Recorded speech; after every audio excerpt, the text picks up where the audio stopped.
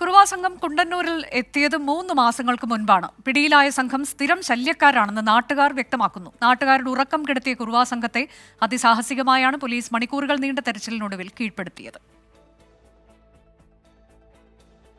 കുണ്ടന്നൂർ പാലത്തിന് സമീപത്തെ ചതപ്പിനോട് ചേർന്ന് പ്ലാസ്റ്റിക് ഷീറ്റുകൾ കൊണ്ട് കെട്ടിയ കൂരയിലായിരുന്നു ആലപ്പുഴക്കാരുടെ ഉറക്കം കെടുത്തിയ കുറുവാ സംഘം ഒളിച്ചിരുന്നത്. കുണ്ടന്നൂർ പാലത്തിന് താഴെ കഴിയുന്ന നാടോടി സംഘങ്ങൾക്കൊപ്പമായിരുന്നു ഇവരുടെ താമസം. താൽക്കാലിക ടെന്റിനുള്ളിൽ തറയിൽ കുഴിയെടുത്ത് അതിനുള്ളിൽ ചുരുണ്ടുകൂടി കിടന്ന ശേഷം ടാർപോളിൻ കൊണ്ട് മൂടി ഒളിച്ചിരിക്കുകയായിരുന്നു ഇയാൾ.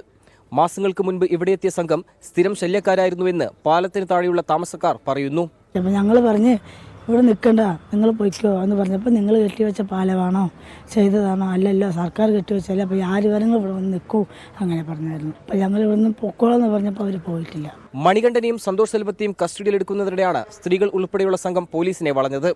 സ്ത്രീകളുടെ അപ്രതീക്ഷിതമായ നീക്കത്തിനിടെ രക്ഷപ്പെട്ട സന്തോഷ് സെൽവത്തെ കുറ്റിക്കാട് നിറഞ്ഞ ചതുപ്പ് പ്രദേശത്ത് മണിക്കൂറുകൾ നീണ്ട തെരച്ചിലിനൊടുവിലാണ് പിടികൂടിയത്.